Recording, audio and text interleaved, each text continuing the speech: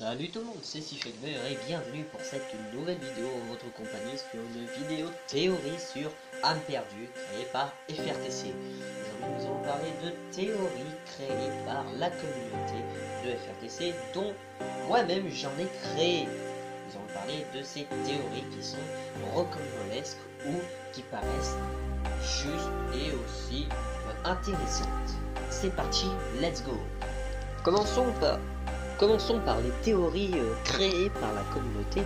Nous allons commencer par une théorie qui était très intéressante. La théorie que le père de Naos aurait déjà le pouvoir de l'âme et qu'il aurait originaire de là-bas, qui serait originaire de l'île qui est invisible, l'île où Naos est actuellement dans un état assez critique dans lequel nous verrons dans le prochain épisode, l'épisode 2 de la saison 2.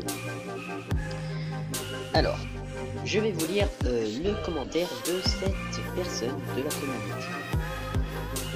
communauté. Pour moi, le père de Naos a le pouvoir de l'âme qui est l'originaire de là-bas. Suite, je pense que si Naos n'avait pas de pouvoir avant, c'était parce qu'il ne l'avait pas déclenché en quelque sorte. Pour ce qu'il est puissant, je pense que c'est parce qu'il est utilisé beaucoup d'énergie en utilisant son pouvoir à forte puissance et que à force de cracher du sang, son organisme en a marre et en a fait s'évanouir. Enfin, je pense pas sûr. Par contre, il y a un truc qui cloche avec le maire, avec le maire. J'ai lu ça sur la mairie, mais bon. Je sais pas pourquoi, et voilà ma théorie du complot. Théorie qui est certes très intéressante, parce que tout aussi expliquer l'histoire du tableau qui se trouve chez Naos. Théorie suivante. La théorie suivante est une théorie que moi-même j'ai trouvé ça assez étrange. C'est une théorie qui serait que Naos serait une des 5 personnes qui aurait eu le pouvoir de l'âme céleste. Je vous lis son commentaire. Théorie, et si Naos était l'un des 5 qui a perdu la mémoire, ce qui pourrait expliquer son pouvoir céleste. Théorie qui est certes intéressante, mais qui est pour moi assez, comment dire, invraisemblable, parce que si Naos était une des 5 personnes, ce serait assez étrange, car sinon le père pourrait expliquer que ce serait un adopté qui l'aurait trouvé ou même qui l'aurait aidé durant sa jeunesse, ce qui est pour moi une théorie assez farfelue. D'après certaines personnes, dans le cas de Naos, pour des gens, Naos pourrait mourir. Je vous lis le commentaire. Naos meurt. Soit il est gravement blessé et meurt de ses propres blessures. Cette personne voudrait dire que Naos pourrait peut-être mourir de ses blessures, ce qui laisserait, je doute, une fin assez farfelue, car nous ne connaissons pas le pouvoir de l'âme céleste en entier. Comme l'a dit FRTC, il tient à faire en sorte que ces personnages visitent et découvrent du paysage. Partout, ils voudront faire le tour du monde. Ce qui laisse penser que Naos ne sera pas que dans un endroit. Je pense qu'il fera le tour du monde avec Luna. Théorie suivante. Je vais vous lire un commentaire qui est pour moi assez, comment dire, étrange.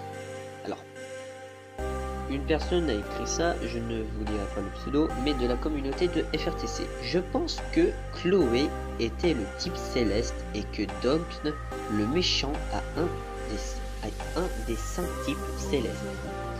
Si Dogn était un des méchants, comme il est méchant, je doute qu'il serait parce qu'il a déjà un frère qui a un pouvoir et qui sont un peu de ménage. Donc je doute qu'il soit un des 5 membres de l'âme perdue céleste. De plus, les âmes perdues célestes n'ont pas le pouvoir de régénération comme dans le dernier épisode pour soigner Luna, ou encore la jeune fille qui paraît assez jeune alors qu'elle est d'âge très ancienne.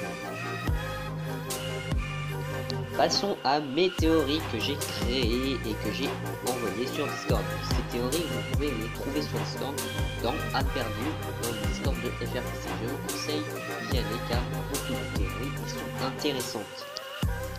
Passons à mes théories que j'ai créées au fil du temps et au fil des saisons. Plutôt, je commence du dernier épisode, l'épisode 1 de la saison 2. C'est parti, let's go. Comme le dit notre mère sympathique de l'île, une pierre est actuellement sous un grand et masse colossal arbre qui est au plein centre de l'île. Selon moi, cette pierre est une source d'énergie, et la source qui pourrait être la source de toute vie sur l'île, ce qui permettrait l'invisibilité de l'île, de son invisible, ou même de la protéger. Ou donne aussi la fonctionnalité des golems. Cette île créée par le magicien Altavos, corrigez-moi si je me trompe, si ce dernier était l'ancêtre de Naos, le pouvoir d'Altavos et de Naos se connecteront vu que sont identiques leurs pouvoirs.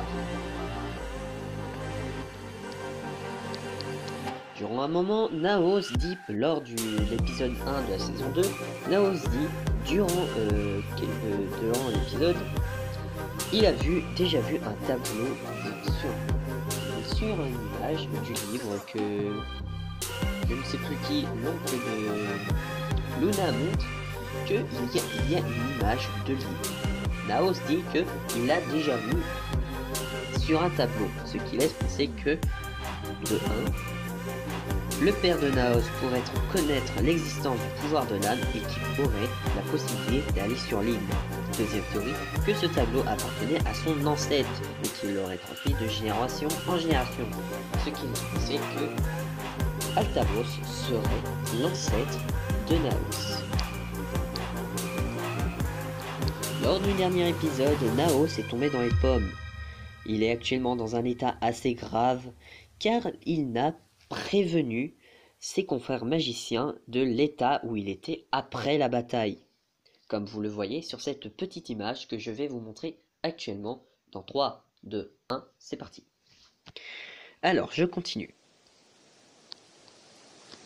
Selon moi, Luna et sa cousine et sa tante vont le mettre dans son lit et analyser la situation dans l'état où il est. Cependant, comme l'a dit le maire, l'île et le grand arbre date de plusieurs siècles, ce qui laisse penser que il pourrait être cette magnifique et grasse créature de l'île, l'arbre étant un peu peut-être magique, pourrait soigner ou bien même soigner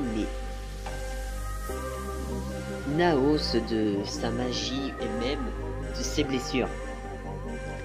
Car Naos ayant utilisé trop fort sa magie, ce qui laisse blessé et que son corps n'a pas pu supporter tellement d'énergie dégagée. L'arbre étant magique pourrait soigner Naos et même dire selon ses ancêtres.